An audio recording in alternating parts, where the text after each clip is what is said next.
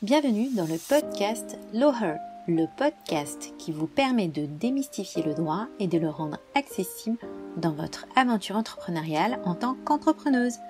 Parce que dans Loher, on pense que le droit et l'avocat doivent être les alliés de la réussite entrepreneuriale des femmes.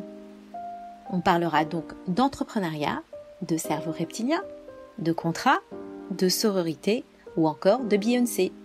Bonne écoute à toutes!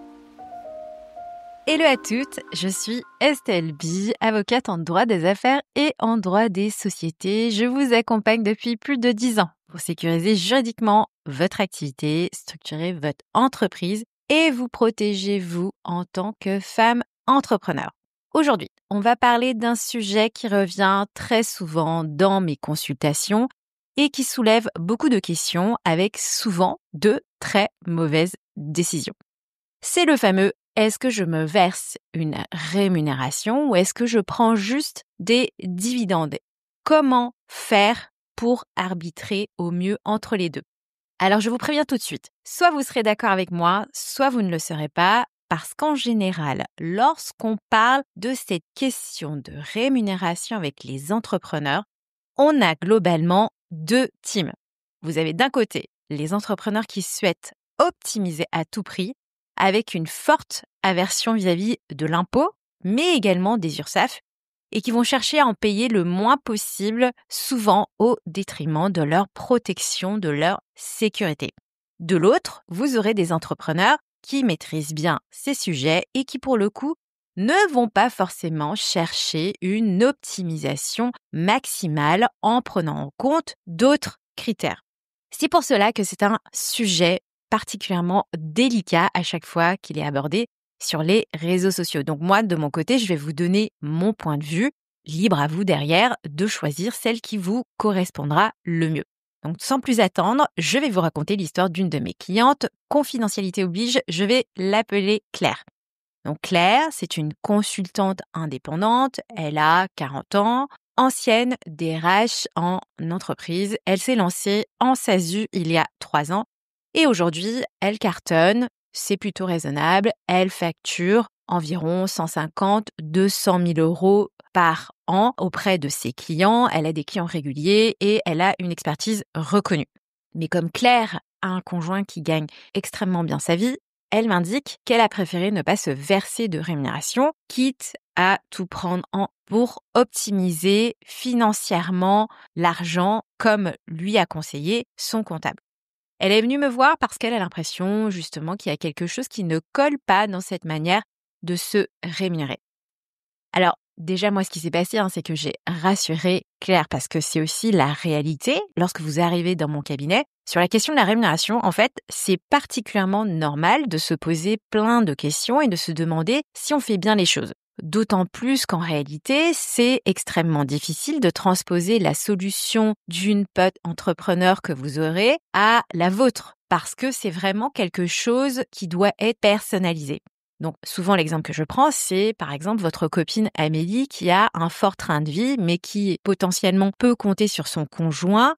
Forcément, elle n'aura pas les mêmes besoins en rémunération que votre autre amie, donc Anne, qui, elle, va élever seule sa fille de 3 ans.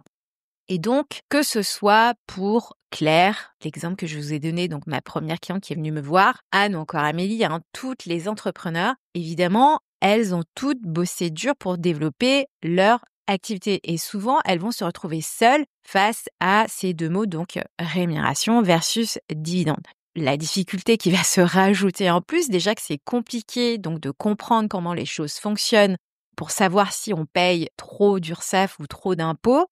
Parmi vos copains entrepreneurs, souvent les discours vont se multiplier et on va vous dire les dividendes c'est mieux parce que typiquement tu vas payer moins de charges. Surtout ne te verse pas de salaire parce que sinon tu vas exploser au niveau de tes cotisations URSSAF et pour le coup c'est comme si tu n'auras pas travaillé suffisamment.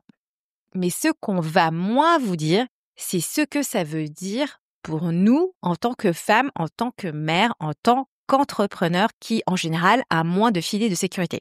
Et donc, souvent, la confusion va s'installer.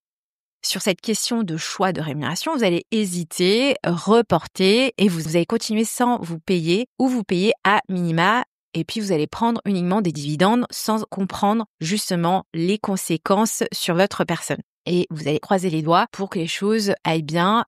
Mais au fond, comme Claire, ma cliente, vous le savez, il y a un risque.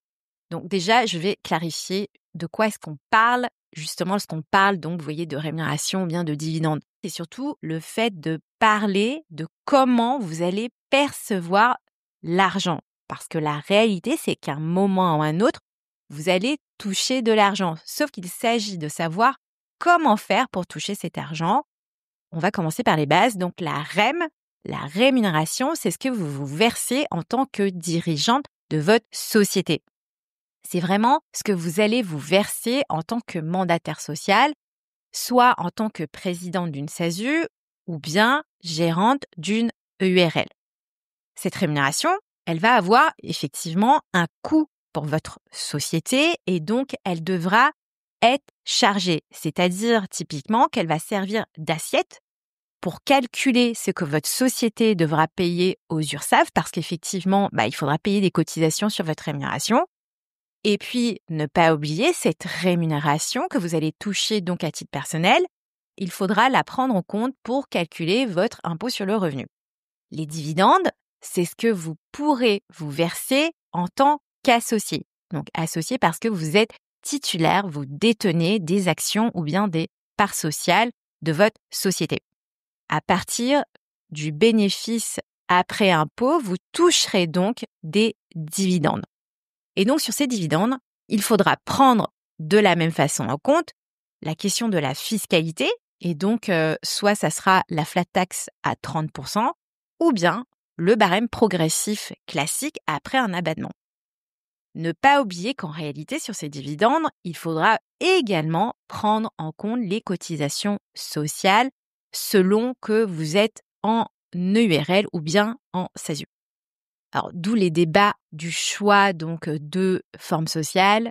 C'est mieux d'être en URL versus c'est mieux d'être en SASU qu'on rencontre souvent sur les réseaux sociaux. Et donc, ce que je vais vous faire, c'est vous faire un petit rappel selon que vous êtes en EURL ou en SASU au niveau du fonctionnement. Donc, en EURL, quand vous êtes gérante majoritaire, vous relevez évidemment du régime des travailleurs non salariés au sens de la sécurité sociale. Vos cotises sont effectivement moins élevées qu'en SAS, SASU, donc environ 45% de votre rémunération brute. Même si vous ne vous versez pas de rémunération, vous payez un minimum de cotisation sociale, un peu moins de 2 000 € dans l'année, donc, mais qui vous garantit en réalité une protection sociale, donc en cas de maladie, pas de problème. Mais, et c'est un énorme mais, attention aux dividendes. Si vous versez des dividendes supérieurs à 10% de la somme de capital social plus prime d'émission plus compte courant d'associé, la partie excédentaire, on va la considérer comme étant de la rémunération et donc elle va être soumise néanmoins donc à des cotisations sociales à hauteur de 45% comme votre rémunération de gérante. Voilà, effectivement, vous payez moins de cotisations sociales sur la partie rémunération en tant que gérante, mais si vous distribuez des dividendes, effectivement, il y aura sans doute une partie qui sera elle aussi chargée et qui sera soumise aussi aux 45% d'URSSAF qu'il faudra payer. En SASU, donc vous serez président d'une SASU et donc vous êtes considéré comme assimilé salarié au sens de la Sécu. Vos cotisations sociales sont donc plus lourdes, autour de 75 à 80% de la rémunération brute, mais pas de cotisation minimale si vous ne vous versez rien. Et donc, les dividendes également ne sont jamais soumises à cotisation sociale, quelle que soit leur hauteur. Et donc, dans ce cas-là, probablement, vous devrez uniquement payer la flat tax de 30% pour prendre en compte l'impôt sur le revenu. Donc oui, effectivement, sur le papier, la SASU semble plus intéressante parce que certains se disent qu'il vaut mieux, limite, se payer une grosse partie en dividendes. Mais alors attention, et ça c'est vraiment le gros red flag, si vous ne vous versez aucune rémunération, vous ne bénéficierez d'aucune couverture sociale, donc attention en cas de maladie ou encore de retraite. Il y a aussi un sujet donc de valider effectivement les trimestres qui vous permettront d'avoir une retraite complète. Et donc là, je vous le redis encore, et c'est un peu, vous voyez, en filigrane ce que j'essaye de faire comprendre au sein de mon podcast. Votre protection sociale, en réalité, ne doit pas être une variable d'ajustement fiscal. Et là, je vais me permettre de faire aussi un aparté parce qu'évidemment, vous êtes nombreuses à m'écouter parce que vous êtes souvent des femmes, voilà, en tant qu'auditrices, sur la question de la séparation parce que c'est arrivé à une de mes clientes qui était donc en phase de séparation, de divorce vis-à-vis de son mari. En fait, en cas de séparation, il y a un vrai sujet de rémunération, notamment par exemple le fait de pouvoir louer bêtement un autre bien si vous quittez le domicile conjugal. Ou bien le fait de pouvoir racheter la moitié de la maison auprès de votre futur ex-conjoint, par exemple. Parce que souvent, ce qu'on oublie, ce qui vous permet de pouvoir faire ce que vous souhaitez, c'est vraiment la question des revenus réguliers et donc de la rémunération de votre personne. Typiquement, les dividendes qui ne sont pas réguliers peuvent être écartés ou minorés par les banques si vous avez besoin, par exemple, de prouver votre capacité d'emprunt. Parce que bon, c'est bien beau d'optimiser le cash comme il faut, mais en fait, il faut que vous soyez consciente que toucher une rémunération, c'est quand même extrêmement important pour prouver que vous êtes capable de faire tel ou tel projet. Donc, avant que les sujets de séparation n'arrivent au sein du couple, donc ça c'est un deuxième conseil, à mon sens, il est essentiel pour vous de discuter de la rémunération que vous allez toucher avec votre conjoint. Parce que si vous faites une déclaration conjointe, en fait, avec votre +1, il y a forcément la question de l'optimisation fiscale de votre foyer fiscal qui sera prise en compte. Vous voyez, c'est typiquement la phrase « Attention chérie, est-ce que tu pourrais moins te rémunérer cette année ? Parce que sinon, on va payer trop d'impôts. » Donc tout ça, ce sont des conseils qu'il faudra prendre en compte et que je trouve extrêmement importants pour vous en tant que femme entrepreneur. Donc en pratique, voici ce que je vous recommande de retenir.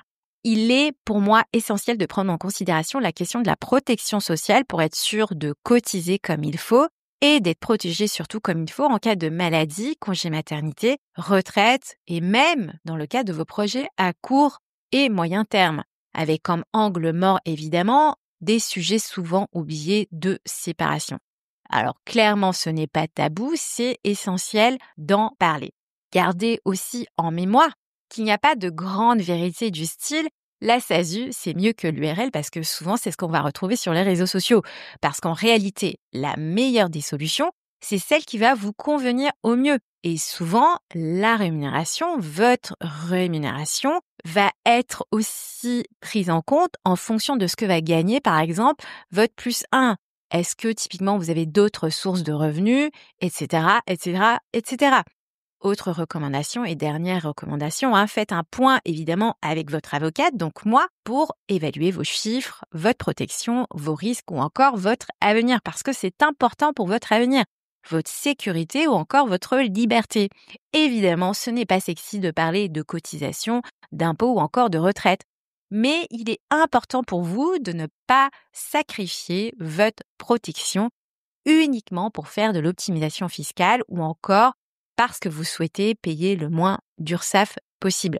Parce que vous n'avez évidemment qu'un corps, qu'une santé, qu'un avenir. Et si vous êtes bien baqué sur ce plan-là, si vous vous rémunérez comme il le faut, vous serez tranquille pour faire fructifier votre activité comme il se doit. Donc si cet épisode vous a parlé, partagez-le auprès de vos copines entrepreneurs.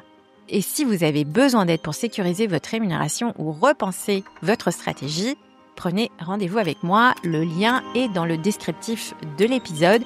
Merci pour votre écoute. Prenez soin de vous et à très bientôt pour un épisode de Loher.